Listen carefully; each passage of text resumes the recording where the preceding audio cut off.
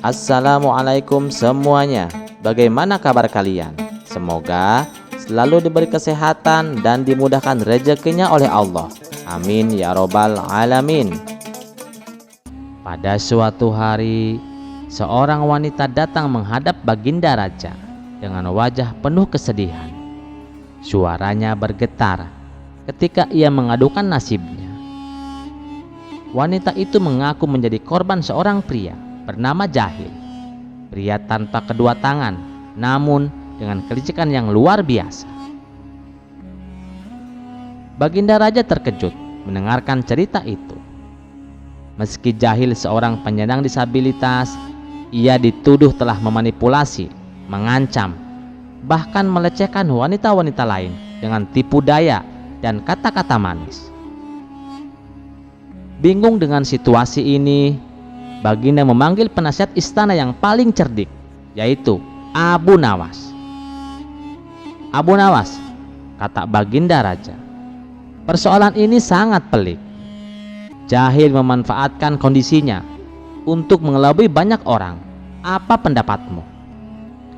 Abu Nawas mendengarkan dengan seksama, kemudian menjawab dengan tenang. Baginda, meski Jahil seorang penyandang disabilitas, hukum tetap berlaku untuk semua. Namun, kita harus memastikan bahwa tuduhan ini berdasarkan fakta. Jangan sampai kita menghakimi hanya berdasarkan prasangka. Baginda Raja mengangguk. Tepat sekali Abu Nawas. Tapi, bagaimana caranya kita bisa membuktikan kebenarannya? Jahil sangat pandai berkilah dan memanfaatkan simpati. Abu Nawas tersenyum tipis. Izinkan saya menyusun rencana, Baginda. Saya akan memanggil Jahil ke istana dan mengungkap kebenarannya dengan cara saya. Beberapa hari kemudian, Jahil dipanggil ke istana. Dengan wajah penuh percaya diri, ia berkata, "Ampun Baginda, tuduhan ini tidak masuk akal. Lihatlah saya. Saya tidak memiliki kedua tangan. Bagaimana mungkin saya melakukan perbuatan seperti itu?" Abu Nawas menatapnya dengan tajam. "Jahil," katanya, "kejahatan tidak selalu dilakukan dengan tangan. Kejahatan bisa terjadi lewat niat, manipulasi, dan ancaman. Apakah kau berani bersumpah bahwa kau tidak pernah memanfaatkan kelemahan emosional orang lain untuk keuntunganmu?" Jahil tampak gugup, tapi ia tetap bersikeras. "Saya hanya mencoba membantu mereka yang membutuhkan. Jika ada yang salah paham, itu bukan kesalahan saya." Abu Nawas tersenyum kecil. "Baiklah Jahil, kalau begitu buktikan bahwa mandi suci yang kau tawarkan benar-benar untuk kebaikan. Kami akan meminta orang-orang terhormat dari istana untuk mencobanya." Jahil terkejut. "Tetapi ritual itu hanya untuk orang-orang tertentu," katanya dengan tergagap. "Justru itu yang ingin kami buktikan," kata Abu Nawas dengan tenang. "Jika memang ritualmu murni untuk kebaikan, tidak ada yang akan merasa dirugikan, bukan?" Terpojok oleh logika Abu Nawas, Jahil akhirnya menyerah. Dengan suara rendah, ia mengakui semua perbuatannya. "Saya melakukan itu karena dunia terasa tidak adil bagi saya. Saya hanya ingin mereka mengerti penderitaan saya, tapi saya terlalu jauh melampaui batas." Baginda Raja menatapnya dengan penuh kekecewaan. Jahil,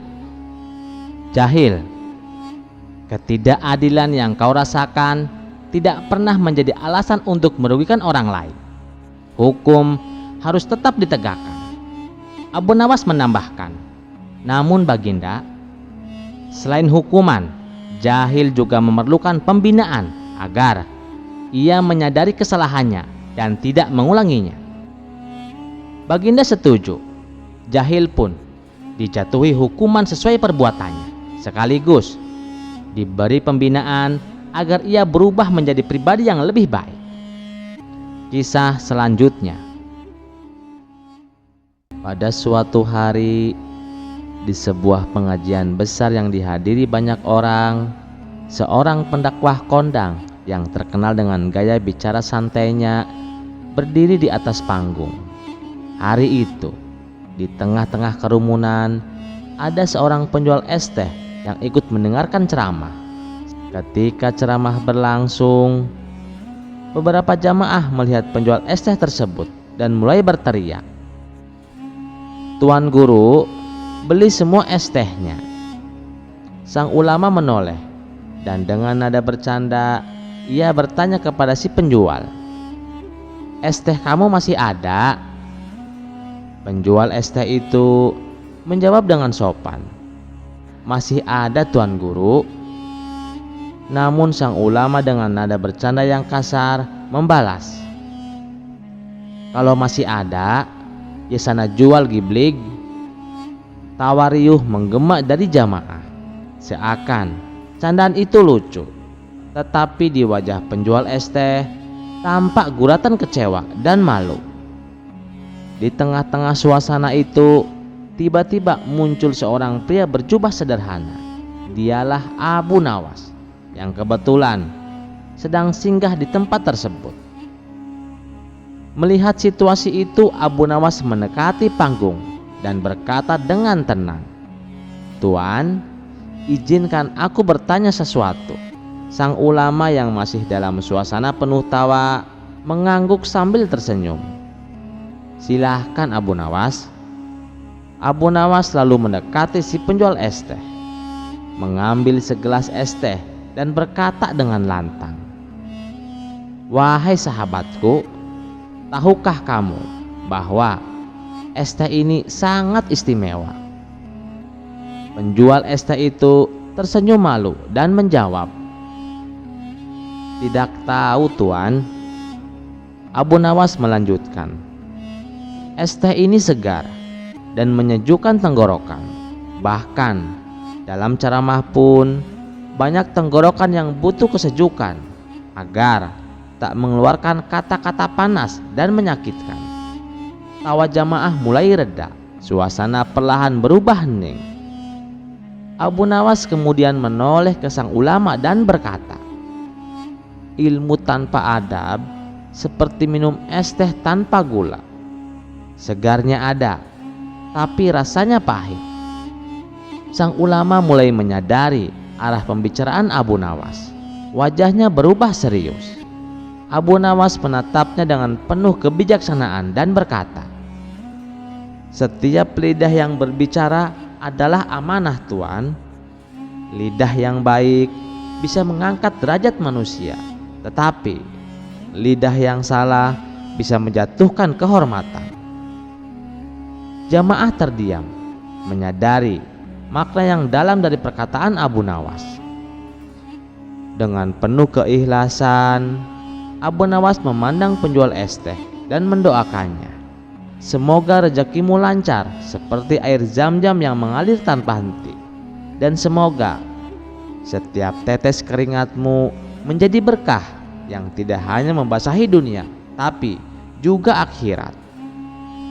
Penjual es teh itu tersenyum haru, sementara sang ulama menunduk dan akhirnya berkata dengan pelan, "Maafkan aku, terkadang guyonan memang bisa melukai tanpa sengaja." Abu Nawas tersenyum dan menjawab, "Meminta maaf adalah keberanian sejati. Semoga ilmu dan adab kita selalu berjalan dengan seiring." Cerita ini mengajarkan kita bahwa adab dan tutur kata yang baik lebih berharga daripada sekedar kepandaian. Menghargai orang lain, sekecil apapun pekerjaannya, adalah cerminan dari kemuliaan hati. Semoga kita semua selalu menjaga lisan dan menghormati sesama, sebagaimana Abu Nawas mengajarkan kebijaksanaan dalam setiap tindakannya. Kisah selanjutnya. Suatu malam di sebuah desa kecil, Abu Nawas sedang menikmati hidangan malamnya di rumah sederhana miliknya. Baru saja ia ingin menyuap sesuap roti hangat, tiba-tiba terdengar ketukan keras di pintu. Tok, tok, tok. Abu Nawas memandang pintu dengan curiga. Siapa pula yang mengetuk malam-malam begini, pikirnya. Namun ia tidak langsung membuka pintu. Dengan hati-hati ia bertanya dari dalam, "Siapa di luar sana?" Suara serak dari luar menjawab, "Aku hanya ingin menyampaikan undangan pernikahan dari Tuan Abdul Karim." Abu Nawas mendengar langkah kaki menjauh, lalu sunyi kembali. Ketika ia membuka pintu, tidak ada siapa-siapa. Yang ada hanya secarik undangan tergeletak di depan pintu. Undangan itu bertuliskan, "Pernikahan besar Tuan Abdul Karim di Lembah Gurun Gersang, malam ini juga, malam 1 Muharram." Pesta pernikahan di tengah gurun?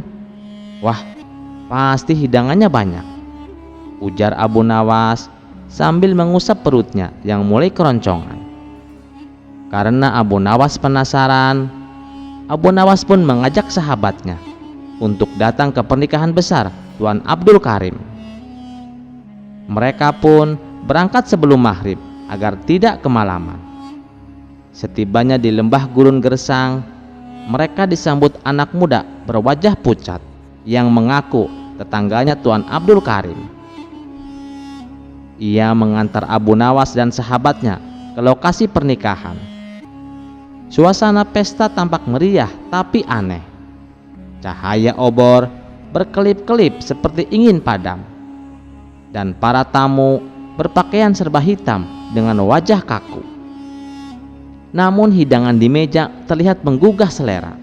Ada kebab harum, nasi kebuli, dan baklava berkilauan.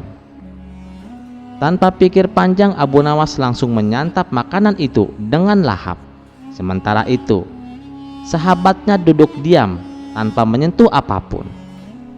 "Kenapa kau tidak makan?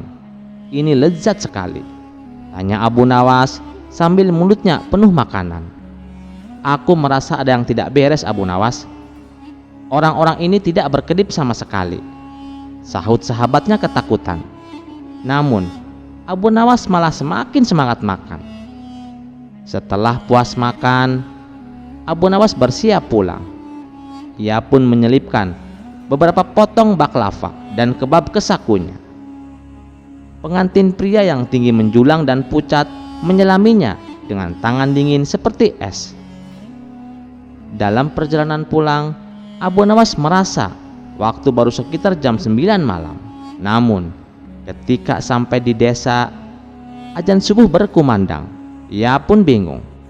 Sesampai di rumah, ia ingin memberikan baklava itu kepada ibunya. Namun ketika ia mengeluarkan makanan dari sakunya, alangkah terkejutnya ia melihat gumpalan darah dan sampah busuk. Ya ampun! Abu Nawas memegangi perutnya yang mual-mual. Ia langsung berlari ke halaman dan muntah-muntah. Sahabatnya berkata, "Aku kan sudah bilang, Abu Nawas, jangan membawa makanan itu. Itu adalah makanan jin. Dan pesta pernikahan itu juga adalah pesta pernikahan jin." Abu Nawas mengusap mulutnya dan menjawab sambil tersenyum licik, "Tenang saja, suatu saat aku akan balas mengundang mereka ke pestaku." "Untuk apa, Abu Nawas?" tanya sahabatnya. Abu Nawas tertawa. "Biar mereka makan baklava yang kucelupkan ke kuah sandal dan nasi kebuli dari pasir betulan. Lihat saja nanti siapa yang lebih pintar mengerjai." Mereka berdua tertawa terbahak-bahak. Meskipun perut Abu Nawas masih terasa mual, namun ia sudah menyusun rencana licik untuk membalas kaum jin. Kisah selanjutnya. Suatu hari yang panas, Abu Nawas sedang duduk di tepi sungai sambil merenungkan hidup dengan menatap air sungai yang jernih berkilauan di bawah sinar matahari. Tiba-tiba seorang nelayan tua lewat dan bercerita tentang legenda Putri Duyung yang konon sering muncul di sungai ini. Abu Nawas, kata orang-orang, kalau kau bisa menemukan Putri Duyung dan menipunya, maka kau akan mendapatkan harta karun, kata si nelayan dengan mata berbinar. Mendengar kata harta karun, mata Abu Nawas langsung berbinar lebih terang. Ini menarik. Sudah lama aku tidak bermain-main dengan makhluk legendaris, gumamnya sambil mengelus janggut. Dengan rasa penasaran yang membara, Abu Nawas pun memutuskan untuk mencari Putri Duyung. Selama beberapa hari, Abu Nawas memikirkan cara untuk memancing Putri Duyung keluar dari persembunyiannya. Setelah berpikir keras, ia mendapatkan ide cemerlang. Ia memutuskan untuk menyamar sebagai pangeran kaya dengan berpakaian mewah dan membawa sekantung permata palsu. Ia lalu duduk di tepi sungai sambil memandang air dengan penuh harap. Tak lama kemudian, tiba-tiba permukaan air beriak dan muncul sosok cantik dengan rambut panjang dan sisik berkilauan. Putri Duyung itu muncul di hadapan Abu Nawas dengan senyum misterius.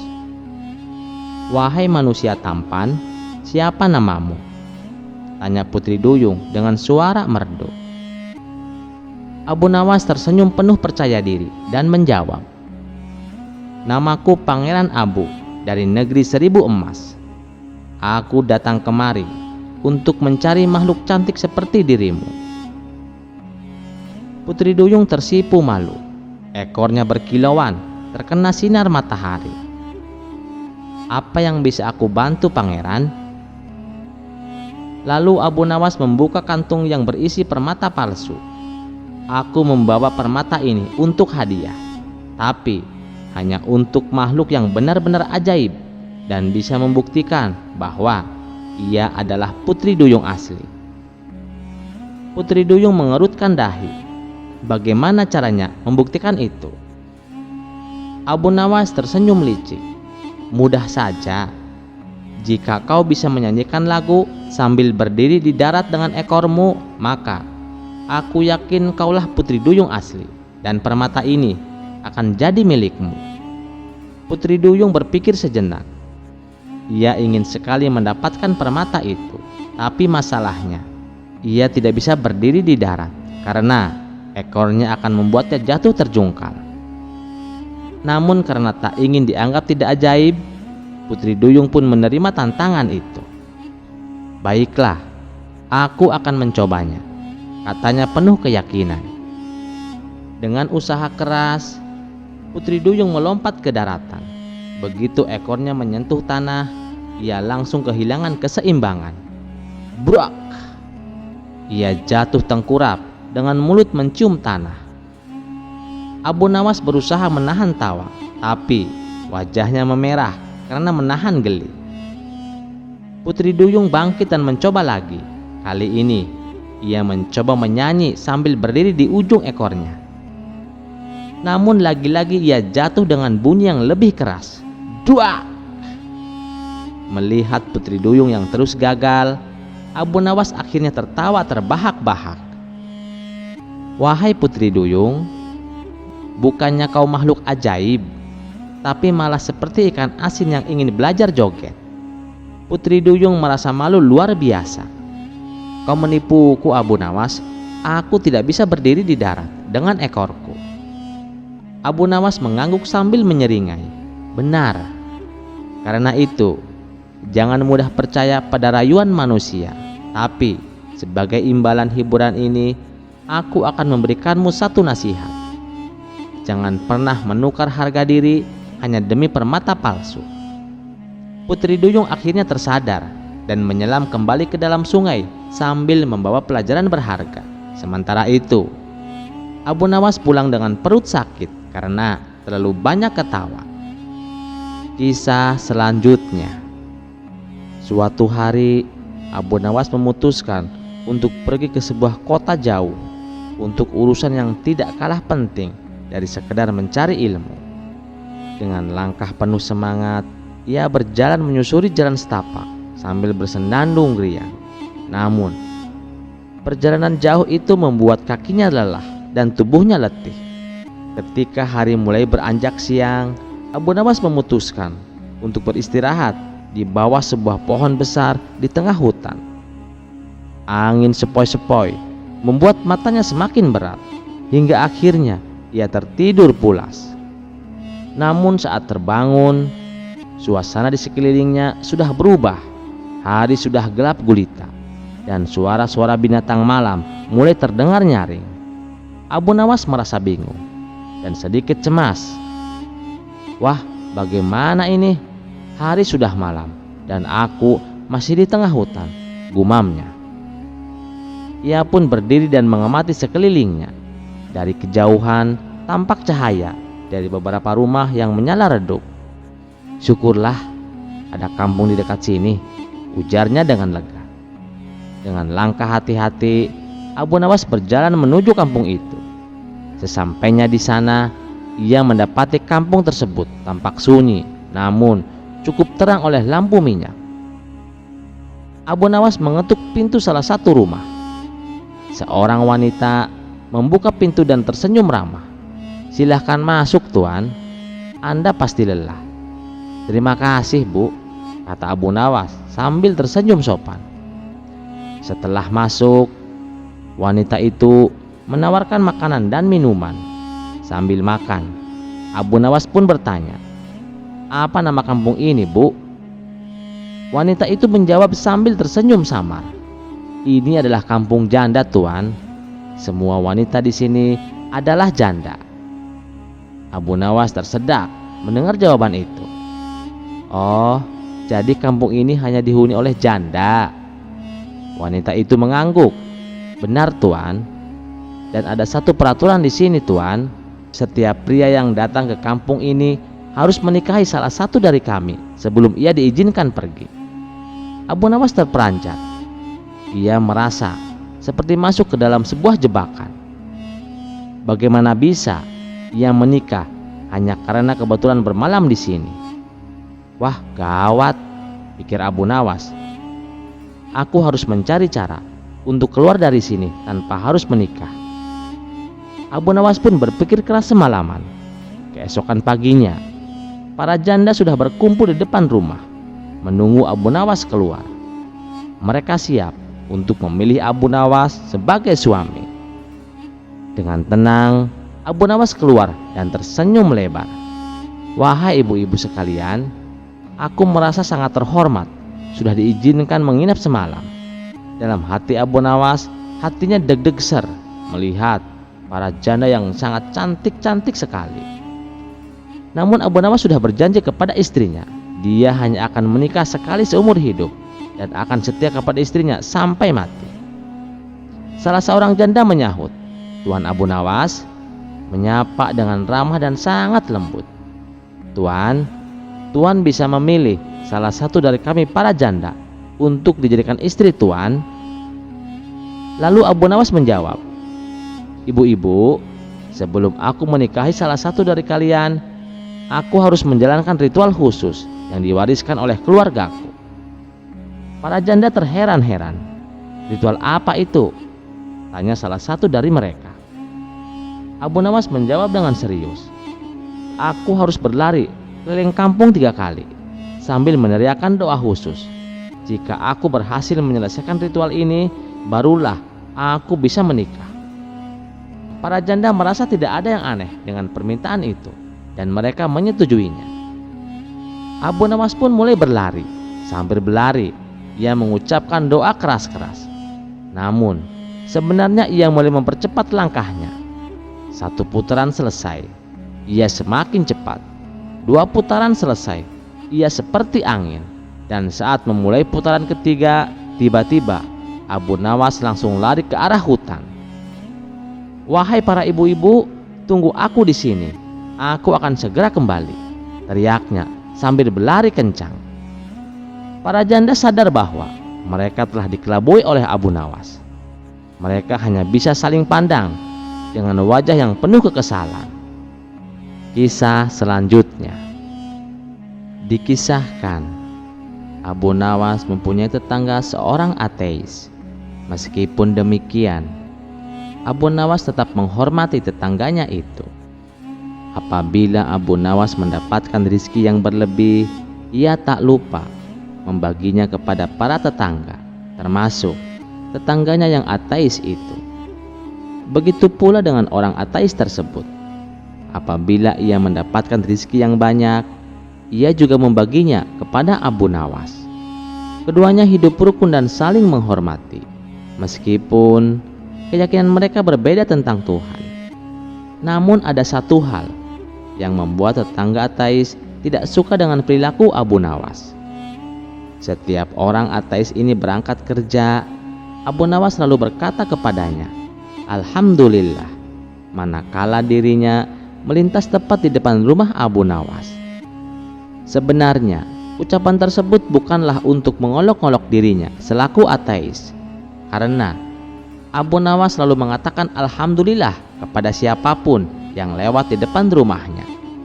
Dan memang sudah menjadi kebiasaan Abu Nawas seperti itu di setiap paginya. Lama-kelamaan tetangga ateis merasa risih dan terganggu dengan ucapan tersebut. Suatu pagi saat ia hendak berangkat kerja, ia mendapati Abu Nawas sedang duduk di depan rumah saat dirinya melintas tepat di depan rumahnya. Abu Nawas sambil tersenyum kepadanya. Abu Nawas mengatakan, "Alhamdulillah." Tetangga ateis tersebut sangat marah. Dia berkata, "Tidak ada Tuhan," teriaknya dengan mata melotot. Abu Nawas sontak terkejut melihat tetangganya yang tiba-tiba marah. "Hai kawan, kenapa kau begitu emosi? Memangnya apa salahku?" tanya Abu Nawas heran. "Aku tidak suka dengan ucapanmu. Jangan ucapkan kata-kata itu di depanku," bentak orang ateis tersebut. Karena tak ingin ribut dengan tetangganya, Abu Nawas memilih untuk mengalah. "Baiklah kawan, aku tidak akan mengulanginya," ucap Abu Nawas. Akibat kejadian itu, hubungan akrab mereka berdua menjadi renggang. Sebenarnya Abu Nawas sudah berusaha untuk tetap menjalin silaturahmi, namun sepertinya tetangga ateis tersebut justru malah menjauhinya. Pada suatu malam, Abu Nawas merasakan lapar yang amat sangat, sedangkan dirinya tak punya uang sepeser pun untuk membeli makanan. Selepas sholat Isya, Abu Nawas berdoa, "Ya Allah, saya sedang mengalami masa sulit. Saya tidak punya uang dan tidak juga punya pekerjaan. Berikanlah hamba rizki ya Allah.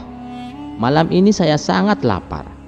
Saya membutuhkan makanan," ucap Abu Nawas dalam doanya. Rupanya doa Abu Nawas ini didengar oleh tetangga yang ateis itu. Maka muncullah ide sial di benaknya. Aku akan mengerjain Abu Nawas, sekaligus membuktikan bahwa Tuhannya tidak bisa memberinya makan, pikir tetangga ateis tersebut. Kemudian tetangga ateis itu pergi ke warung untuk membeli beberapa potong roti. Roti tersebut lalu dimasukkan ke dalam kantong yang besar.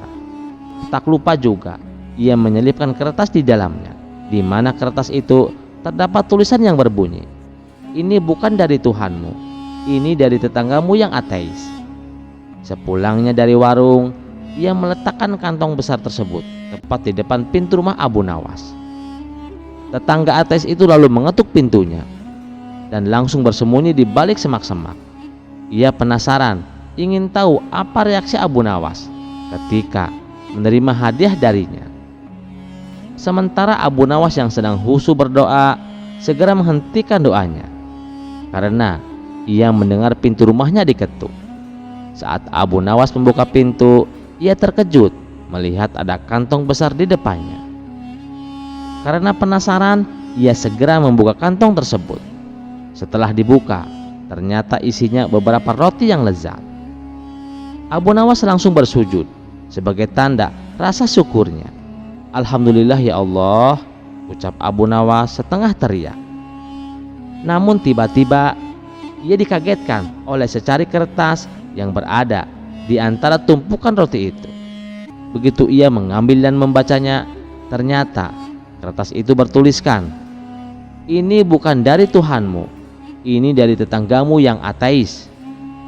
Sejenak Abu Nawas terdiam.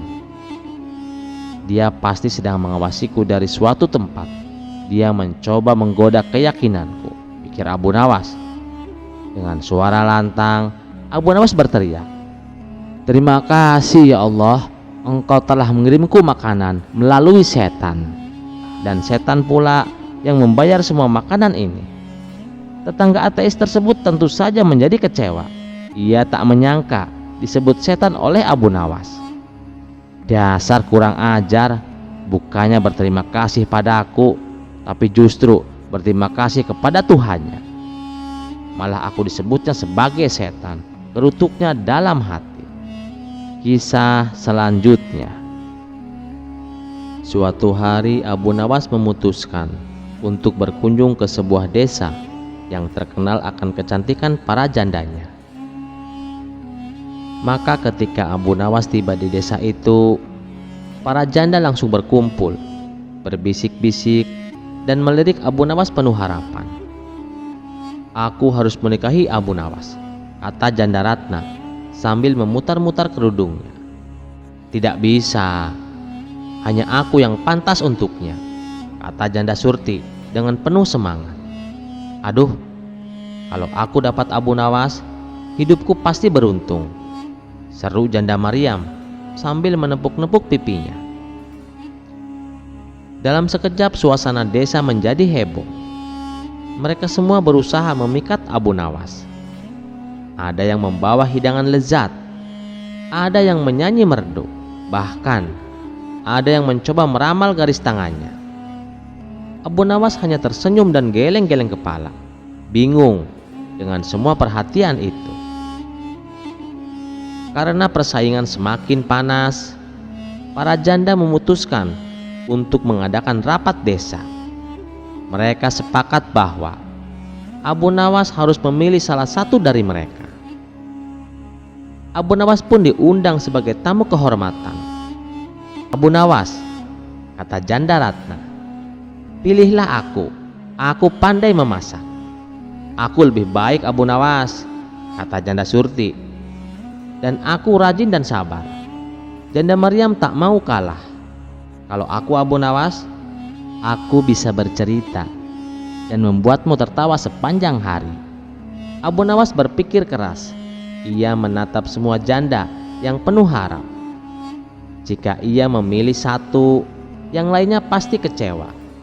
Jika ia menolak semua, ia bisa-bisa jadi musuh bersama. Maka seperti biasa, Abu Nawas pun mendapatkan ide cemerlang. Abu Nawas berdiri menarik napas panjang dan berkata, "Wahai janda-janda yang baik hati, kalian semuanya istimewa. Tapi aku punya syarat khusus untuk memilih istri. Apapun syaratnya, kami siap," seru mereka serempak. Abu Nawas tersenyum licik, kemudian berkata, "Siapa di antara kalian yang bisa memasukkan benang ke dalam jarum sambil menutup mata dan menari seperti bebek?" Para janda terdiam, lalu mulai saling melirik sambil menahan tawa. "Aku coba dulu," kata janda Ratna. Ia mengambil jarum dan benang, menutup mata, lalu mulai menari sambil bergoyang-goyang seperti bebek. Tapi tak lama kemudian ia tersandung kursi dan hampir jatuh. "Aku juga bisa," seru janda Surti. Ia mencoba hal yang sama, tapi benangnya malah menyangkut di rambutnya sendiri. Janda Maryam tak mau kalah. Ia menutup mata, mulai menari, dan bukannya memasukkan benang ke dalam jarum, malah menusuk jari sendiri. "Aduh, jarum ini lebih jahat dari mantan suamiku."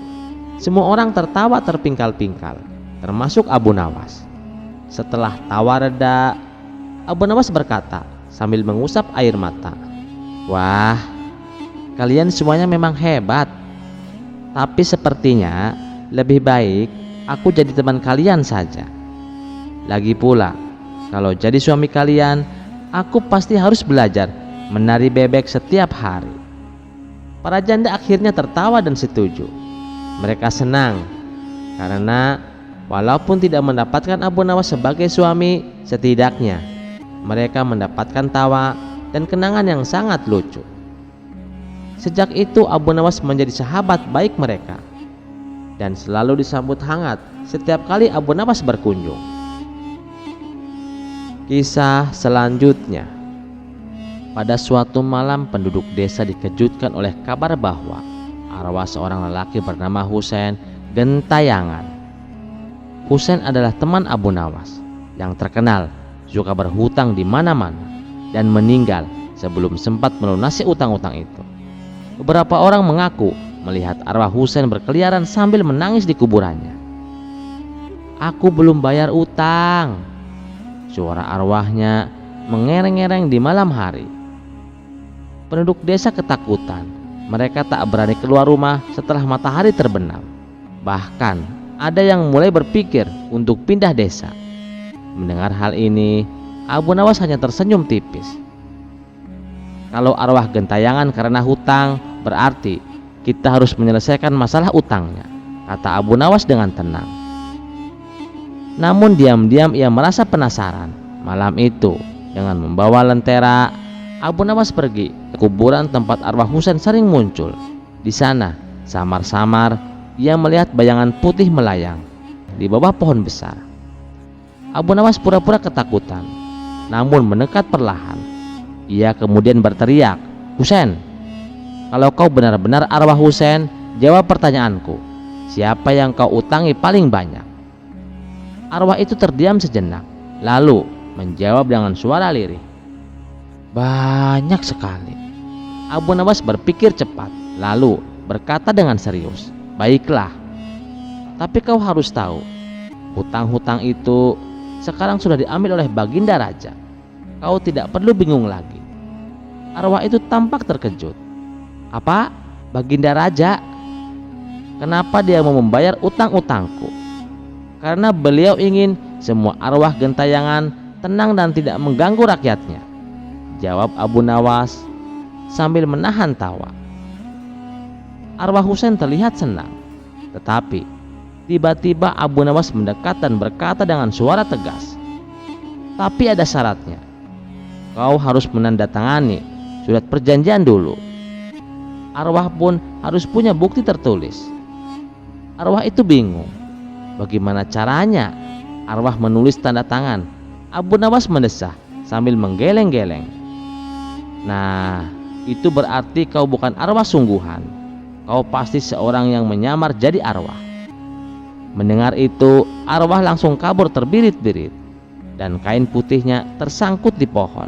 Ternyata itu adalah si Kamal, salah seorang penipu yang dulu sering diajak Husein berhutang. Penduduk desa yang mengintip dari kejauhan langsung tertawa terbahak-bahak.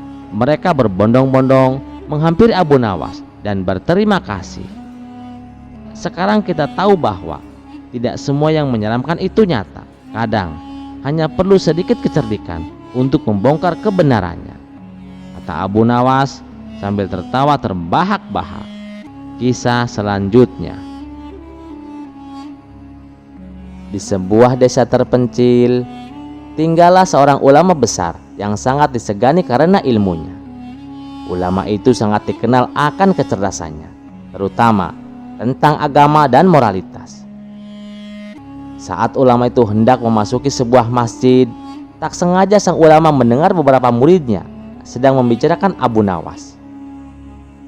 Ulama itu segera mendekati, lalu bertanya kepada mereka, "Siapa Abu Nawas itu?"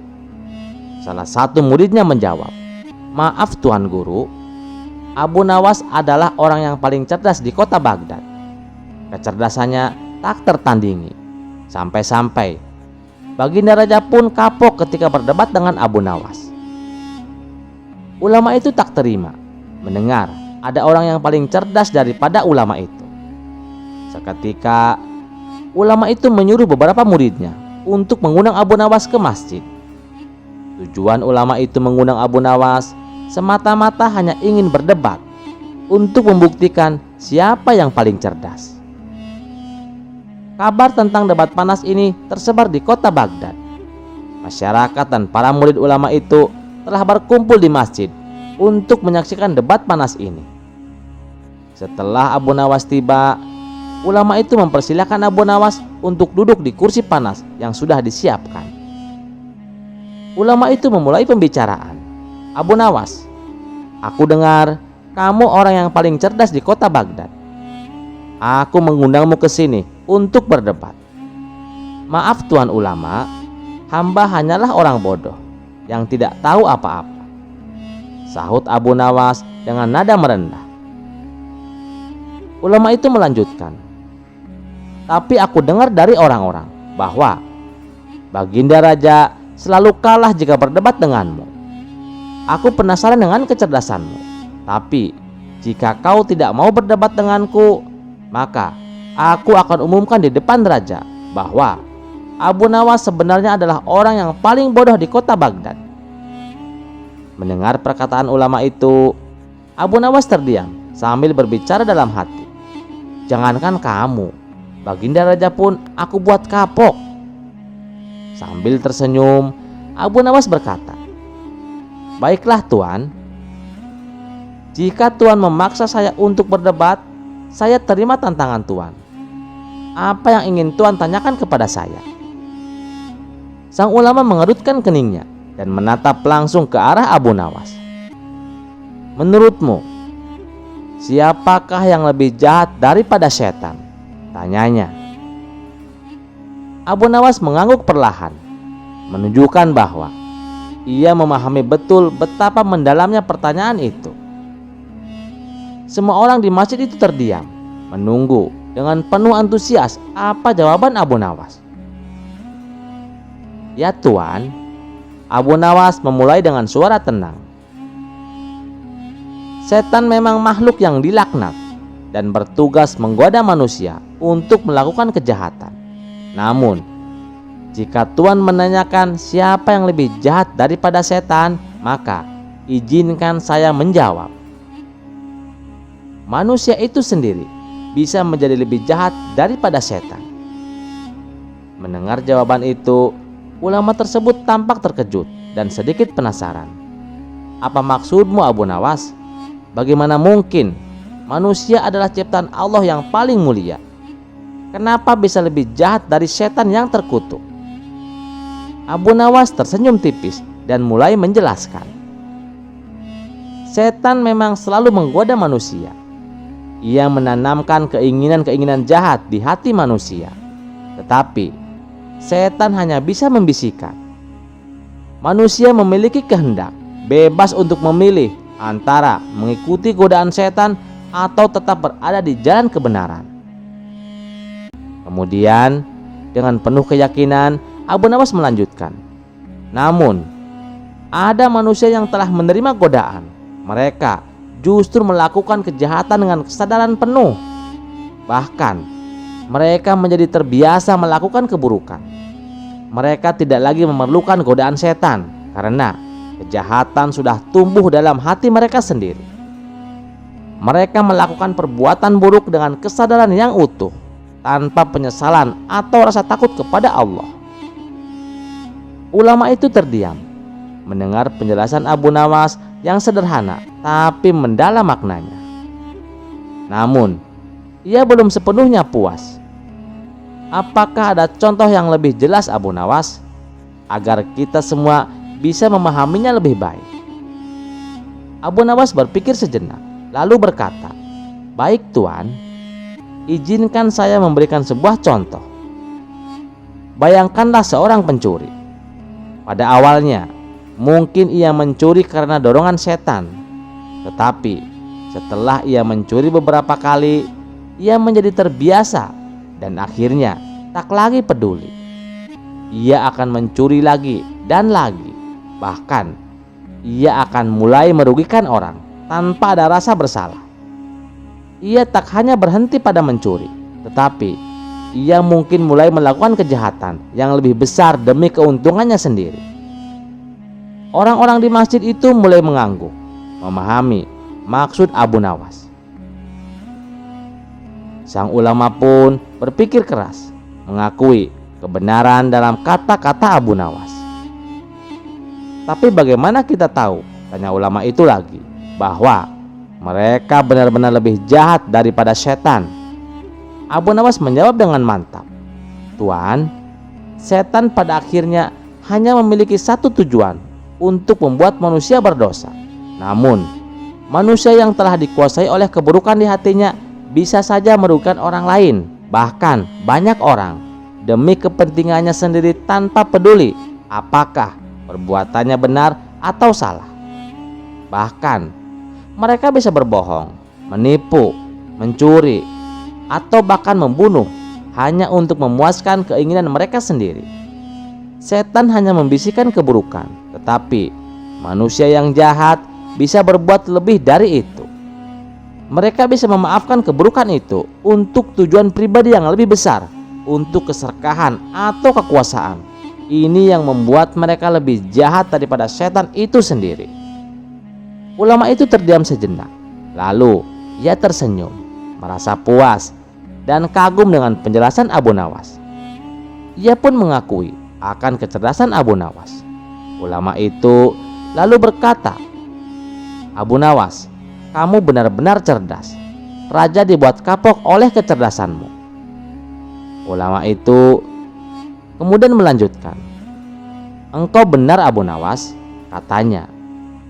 "Bukan hanya setan yang bisa menyesatkan.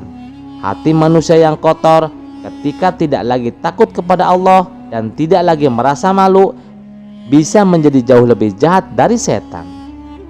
Sejak hari itu, masyarakat mulai berhati-hati pada perbuatan mereka karena mereka sadar bahwa keburukan bukan hanya dari godaan setan, tetapi juga bisa datang dari hati mereka sendiri jika mereka tidak menjaga iman dan akhlak. Kisah selanjutnya. Pada suatu pagi, istana kerajaan dipenuhi sinar matahari yang hangat. Burung-burung bernyanyi riang di taman istana. Namun, di dalam aula besar, Baginda Raja sedang duduk termenung di singgasananya. Dahinya berkerut dan tatapan tajam menatap kejauhan. Ada sebuah pertanyaan yang terus menggoda pikirannya. Para penasihatnya telah mencoba menjawab, tapi tak satu pun memuaskan hati sang raja. Akhirnya, raja memanggil satu-satunya orang yang selalu punya jawaban cerdas untuk setiap pertanyaannya. "Pelayan, segera panggil Abu Nawas. Aku ingin ia datang ke istana sekarang juga," titah Baginda Raja. Beberapa saat kemudian, Abu Nawas tiba. Ia berjalan santai menuju aula, mengenakan jubah sederhana dengan senyum lebar yang selalu menghiasi wajahnya. Semua orang yang melihatnya pasti merasa terhibur, termasuk raja sendiri. "Salam sejahtera untuk Baginda Raja," ujar Abu Nawas sambil memegukkan badan penuh hormat. "Abu Nawas, aku punya pertanyaan yang sudah lama menggangguku," kata raja dengan nada serius. Ia menatap Abu Nawas dengan mata penuh penasaran. Abu Nawas tersenyum kecil. Ia tahu raja akan menguji kecerdasannya lagi. "Hamba siap mendengar, Baginda." Raja memiringkan tubuhnya sedikit ke depan, lalu berkata, "Jika Allah itu maha kuasa, mengapa Dia masih menciptakan malaikat? Bukankah Allah bisa melakukan segalanya sendiri tanpa bantuan siapapun?" Semua orang di aula terdiam.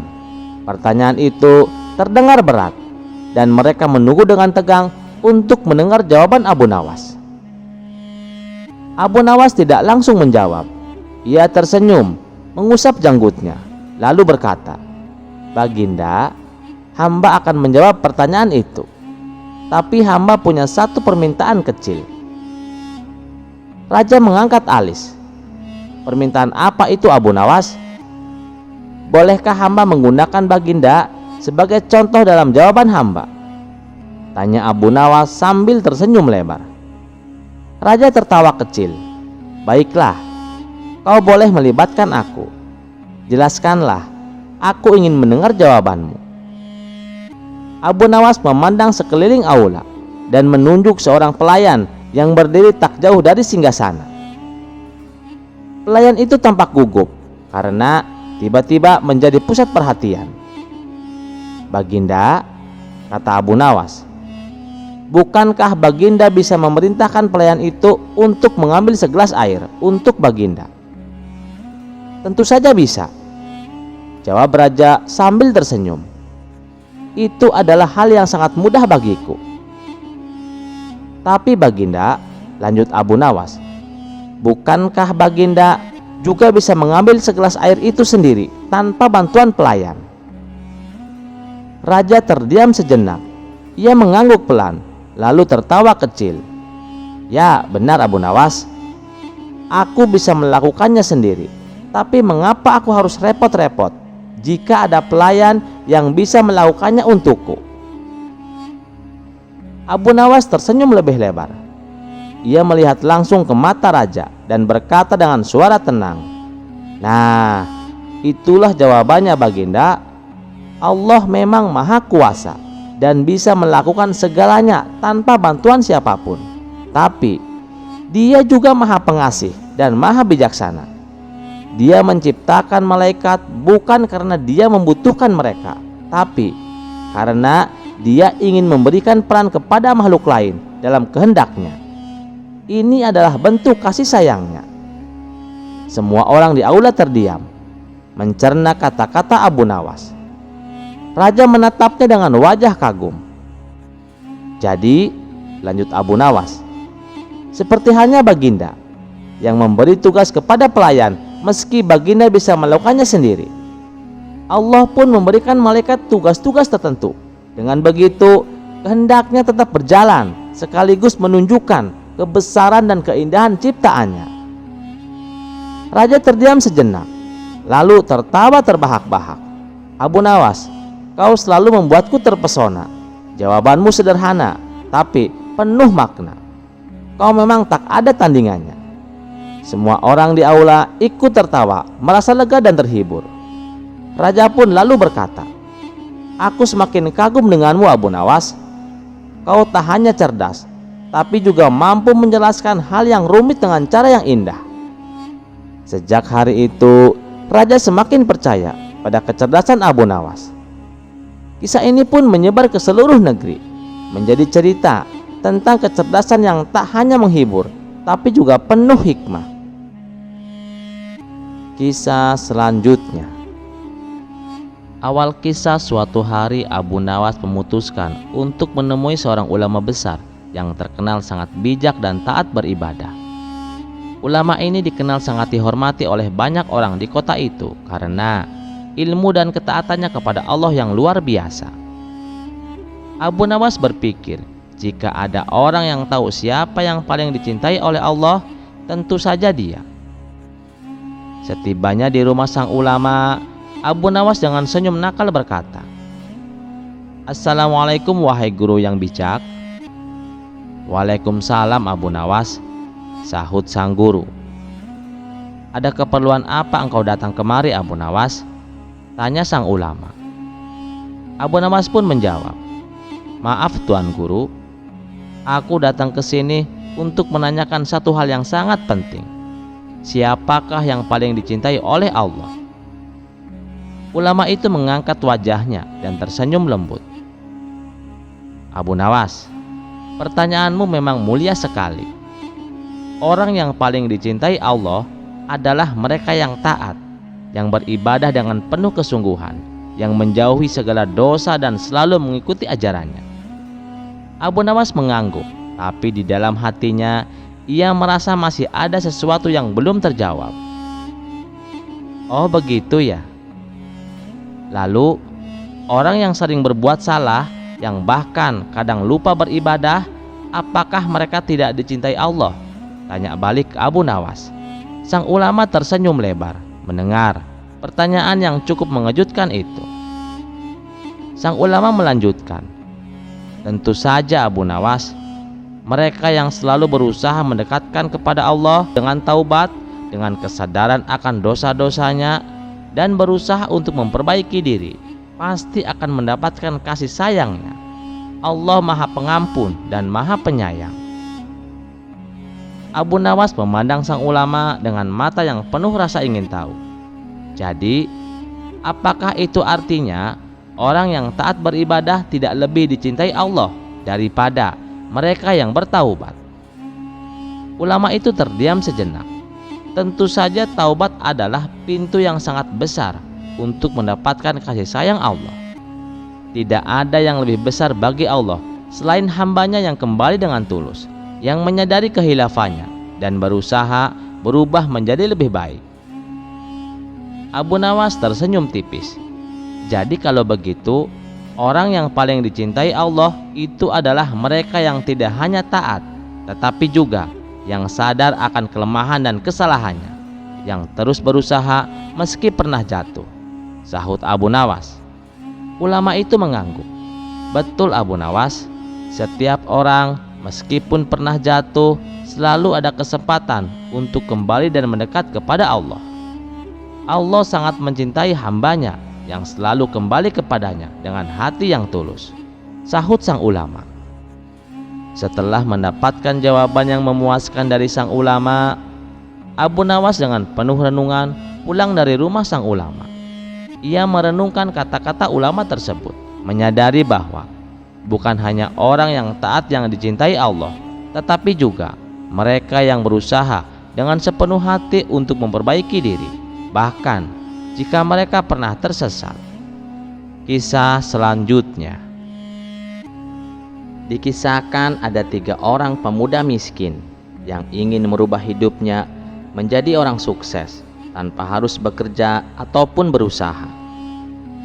Mereka adalah Abu Nawas, Amar, dan Hafiz. Ketiga orang ini hidup di daerah Sam.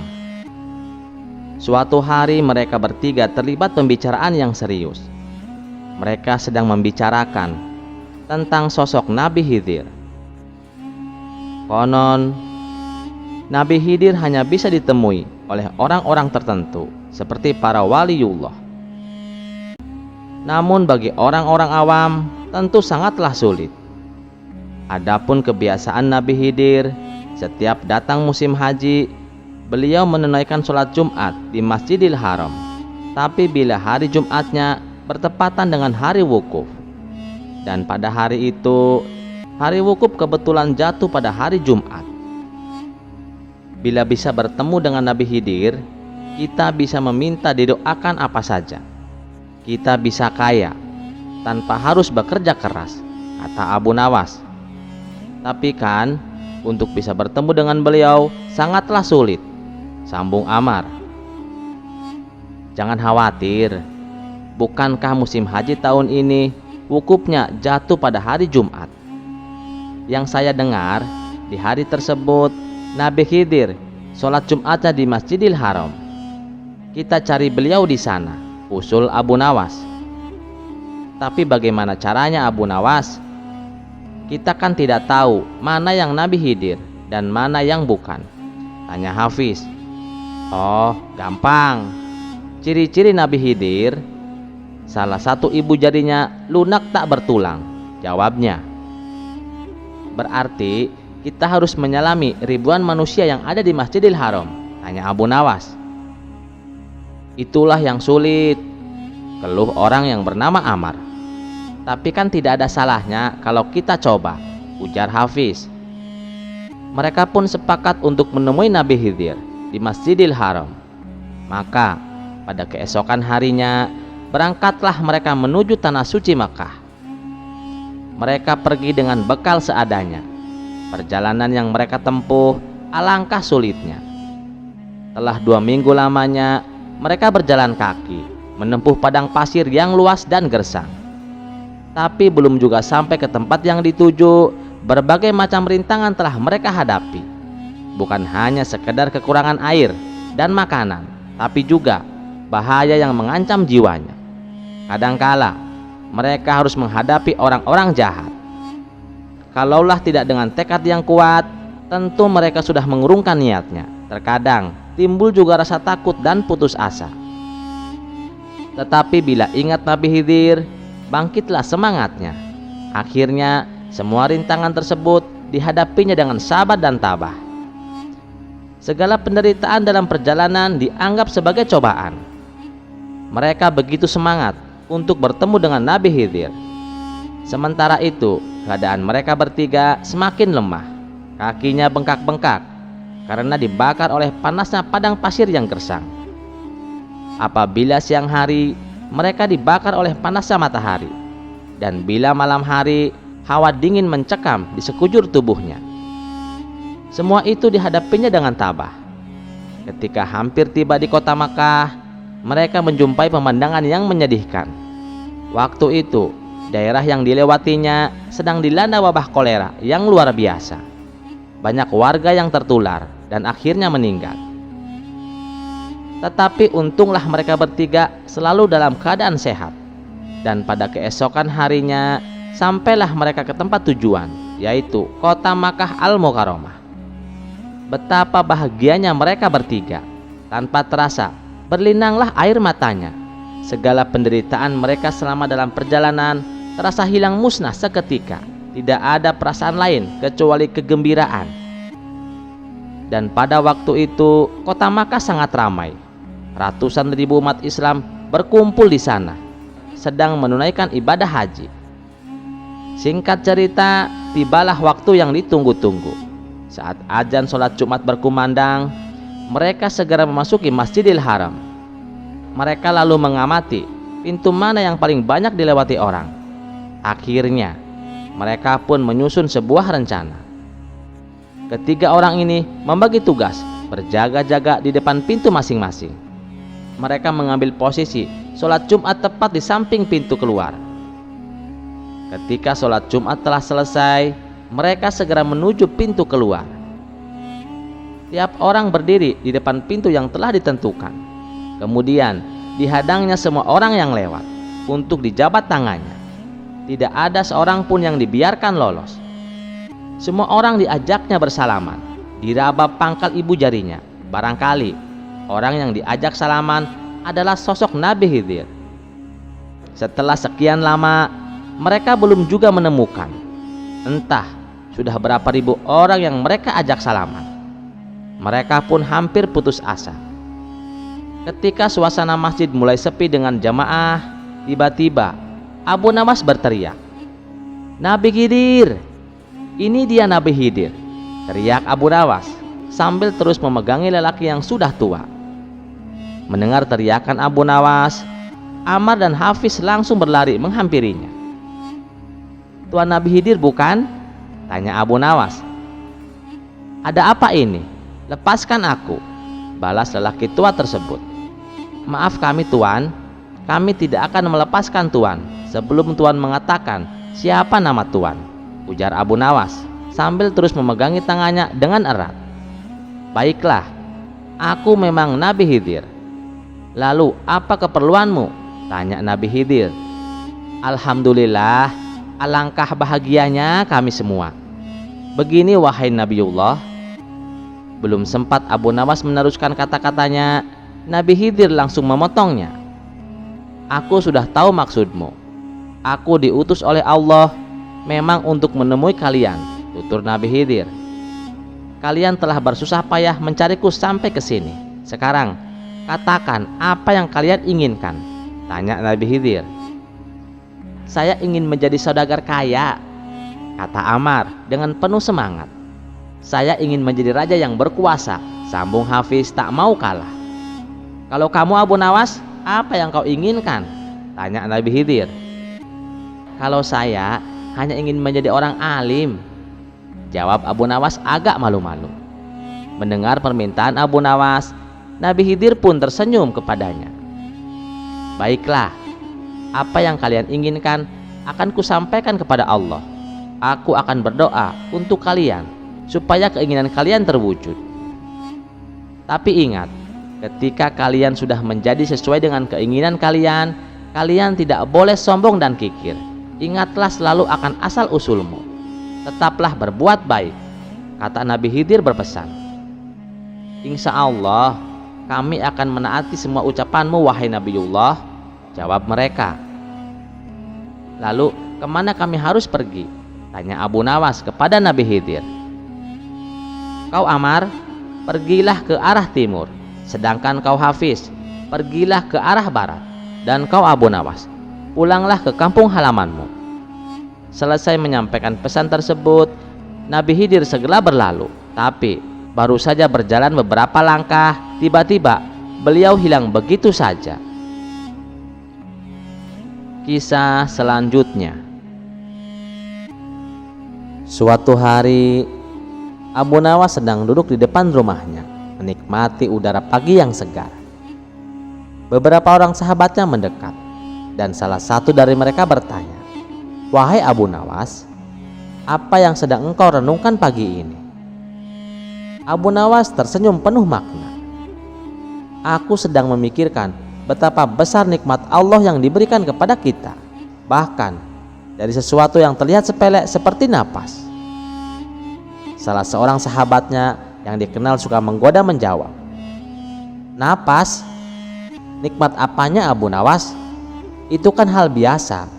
Semua orang bisa bernapas." Abu Nawas terkekeh. "Kalau begitu, mari kita hitung nikmat Allah ini dari napas saja. Sehari semalam, berapa kali kita bernapas menurutmu?" Mereka semua terdiam. Salah seorang dari mereka mencoba menjawab, "Mungkin ratusan Abu Nawas." Abu Nawas menggeleng. "Tidak hanya ratusan, melainkan ribuan kali. Aku pernah menghitung, kira-kira 14.000 kali sehari semalam kita bernapas." Mereka semua terkejut. 14.000 kali? Bagaimana bisa engkau menghitungnya Abu Nawas? Abu Nawas tersenyum lagi. Kali ini ia tersenyum lebih lebar. "Aku tidak benar-benar menghitungnya satu persatu, tapi para tabib pernah mengukur rata-rata manusia bernapas sekitar 20 kali per menit. Kalau dihitung dalam sehari semalam, itu mencapai 14.000 kali." Salah satu sahabatnya tampak kebingungan. "Jadi maksudmu napas ini nikmat?" Abu Nawas mengangguk. "Coba bayangkan, jika Allah mencabut nikmat napas ini, berapa lama kita bisa bertahan? 1 menit? 2 menit? Mungkin hanya beberapa saat. Dan apakah kita harus membayar setiap kali kita menarik napas? Tentu tidak. Allah memberikannya cuma-cuma, tapi seringkali kita lupa untuk bersyukur." Seorang sahabat lain menunduk, merasa malu. "Engkau benar Abu Nawas. Nikmat yang besar ini seringkali kita anggap remeh." Abu Nawas menepuk bahu sahabatnya. "Karena itu wahai teman-temanku, mulai sekarang mari kita jadikan setiap tarikan dan hembusan napas sebagai pengingat untuk bersyukur kepada Allah. Sebab sesungguhnya nikmatnya tak pernah putus, sedangkan syukur kita amatlah sedikit." Setelah mendengar kata-kata Abu Nawas, mereka semua terdiam. Hati mereka bergetar. Sejak hari itu, mereka bertekad untuk lebih banyak mengingat nikmat Allah, bahkan dari hal-hal yang paling sederhana seperti napas. Kisah selanjutnya. Di sebuah kampung tempat Abu Nawas tinggal, hiduplah seorang pemuda yang suka berbuat usil. Hampir semua warga pernah menjadi korban keusilannya. Yang membuat warga kesal, pemuda ini sama sekali tidak punya sopan santun pada yang lebih muda. Ia tak segan-segan mengganggu, apalagi kepada yang lebih tua. Ia juga berani bertindak seenaknya. Bagi si pemuda, yang penting ia puas dan bisa tertawa. Hingga pada suatu hari, si pemuda pun merasa suntuk. Ia memutuskan untuk berjalan-jalan keliling kampung. Saat sedang asik menikmati suasana perkampungan, dari kejauhan ia melihat seorang pria tua berjalan dengan tongkat. Pria itu tak lain dan tak bukan adalah Abu Nawas. Melihat Abu Nawas, si pemuda langsung terbesit ide untuk mengerjainya. Ia pun mengikuti Abu Nawas hingga sampai di sebuah warung tempat Abu Nawas biasa berkumpul dengan kawan-kawannya. Abu Nawas duduk santai bersama teman-temannya, sementara si pemuda menghampiri dengan wajah penuh rencana usil. "Kek, saya perhatikan kakek ini jalannya lambat. Padahal kakek kan udah pakai tongkat, ujar si pemuda tanpa basa-basi. Kedatangan si pemuda yang tiba-tiba dan ucapannya yang kurang sopan membuat Abu Nawas sedikit terkejut. Namun dengan tenang Abu Nawas menjawab, "Saya ini kan sudah tua, wajar kalau saya jalannya lambat. Beda dengan kamu yang masih muda." "Ya iya sih kek. Nah, karena kakek ini sudah terlihat sangat tua, kira-kira kapan kakek mati?" tanya si pemuda sambil tersenyum lebar.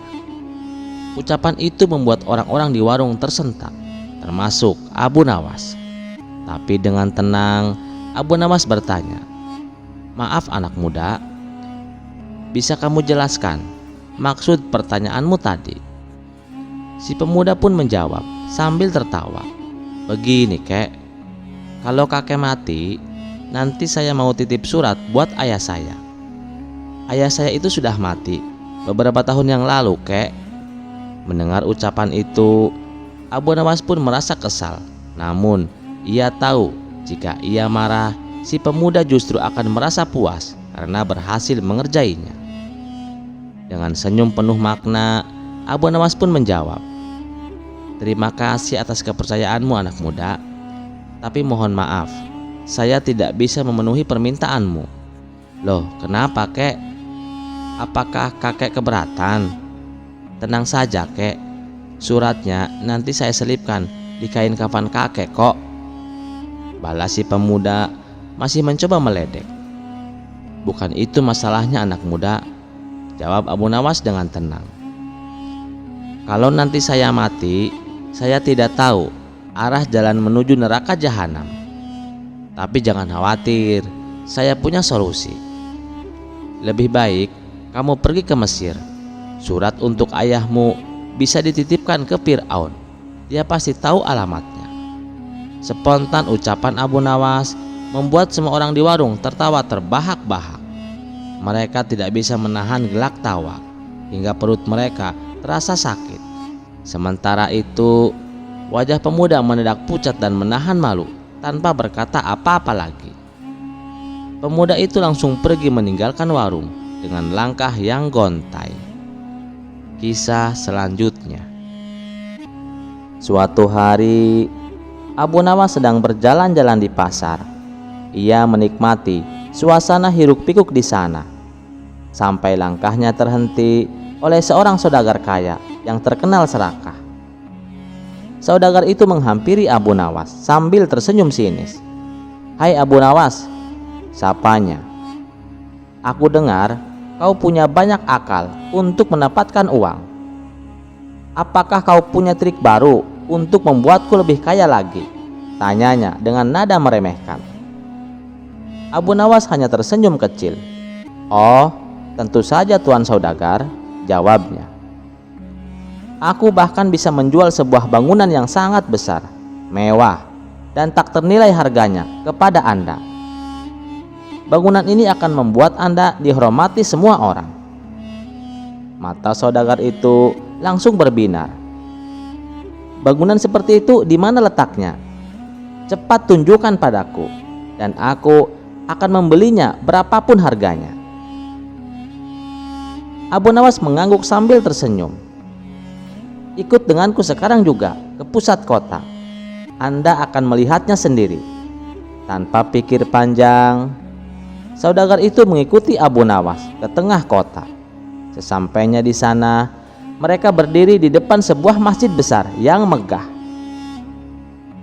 "Ini dia," kata Abu Nawas dengan penuh percaya diri. "Masjid ini adalah bangunan paling indah di kota. Setiap hari ratusan orang datang ke sini. Jika Anda memilikinya, semua orang akan menghormati Anda." Saudagar itu memandangi masjid dengan penuh kekaguman. "Benar juga," gumamnya. "Masjid ini besar, kokoh, dan selalu ramai. Kalau aku memilikinya, aku pasti akan menjadi orang yang paling disegani di kota ini." Abu Nawas tersenyum licik. "Baiklah kalau begitu. Masjid ini kuberikan padamu seharga 100 keping emas." Tanpa pikir panjang, saudagar itu menyerahkan 100 keping emas kepada Abu Nawas. Setelah menerima uangnya, Abu Nawas segera pergi sambil menahan tawa. Keesokan harinya, saudagar itu kembali ke masjid dengan penuh kebanggaan. Ia berpikir untuk mulai menarik sewa dari orang-orang yang datang. Namun, ketika ia menyatakan kepemilikannya atas masjid, orang-orang di sana langsung marah. "Apa maksudmu mengaku-ngaku masjid ini milikmu? Ini rumah ibadah, bukan milik pribadi," seru mereka. Saudagar itu kebingungan dan merasa dipermalukan. Ia segera berlari mencari Abu Nawas untuk meminta penjelasan. Saat menemukannya, saudagar itu langsung memarahi Abu Nawas. "Kau menipuku, Abu Nawas. Kau menjual masjid yang bukan milikmu." Namun, Abu Nawas tetap tenang. "Tuan saudagar, aku tidak pernah menipu Anda. Bukankah sudah kukatakan bahwa ini bangunan yang tak ternilai harganya dan dihormati oleh semua orang? Anda sendiri yang salah memahami. Lagi pula, masjid adalah rumah ibadah, bukan untuk diperjualbelikan." Saudagar itu terdiam, sadar bahwa keserakahan telah mempermalukannya di depan orang-orang. Sementara itu, para penduduk yang mendengarkan kisah ini tertawa terbahak-bahak, mengagumi kecerdasan Abu Nawas. Dan dari kejadian ini, saudagar itu pun akhirnya belajar satu hal penting: keserakahan hanya akan membawa kerugian. Kisah selanjutnya. Suatu hari, Abu Nawas merasa tergerak untuk bersedekah. Ia ingin membantu orang-orang miskin yang semakin banyak akibat musim paceklik. Namun, Abu Nawas sedang dalam kesulitan keuangan. Ia hanya memiliki beberapa keping uang asli, sementara yang lainnya adalah uang palsu yang diterimanya tanpa sengaja dalam transaksi sebelumnya. Aku ingin bersedekah, tapi apa salahnya jika uang palsu ini ikut membantu? Bukankah yang penting niatku ikhlas? Pikir Abu Nawas. Dengan keyakinan itu, ia pergi ke masjid dan memasukkan sekantong uangnya ke dalam kotak amal. Ia berdoa dengan sungguh-sungguh, berharap sedekahnya bisa bermanfaat. Beberapa hari kemudian, seorang penjaga masjid menemukan uang yang tampak mencurigakan di dalam kotak amal. "Ini uang palsu," serunya. Kabar ini menyebar dengan cepat ke seluruh desa, bahkan sampai ke istana. Baginda raja yang selalu memperhatikan urusan rakyatnya memanggil Abu Nawas untuk dimintai penjelasan. "Abu Nawas, apa benar kau memasukkan uang palsu ke kotak amal masjid?" tanya Baginda dengan nada serius. Abu Nawas mengangguk tanpa ragu. "Benar, Baginda. Hamba memang memasukkan uang palsu di antara uang sedekah hamba." Baginda terkejut. "Kenapa kau melakukan itu? Bukankah itu perbuatan yang salah?" Abu Nawas tersenyum kecil, lalu menjawab, "Baginda, izinkan hamba menjelaskan. Niat hamba hanya ingin bersedekah. Yang penting adalah keikhlasan, bukan? Lagi pula, uang itu tidak tahu apakah itu asli atau palsu. Apakah niat baik hamba harus dinilai dari keaslian uangnya?" Baginda mengeritkan dahi, merasa jawaban itu aneh. "Abu Nawas, niat ikhlas memang penting, tapi uang palsu tidak bisa digunakan untuk membeli apapun. Itu hanya akan menyulitkan orang lain." Abu Nawas tetap tenang. "Baginda, hamba hanya mengikuti nasihat lama.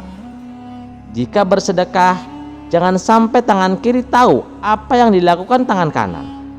Dalam hal ini, bahkan hamba sendiri tidak tahu ada uang palsu di sana."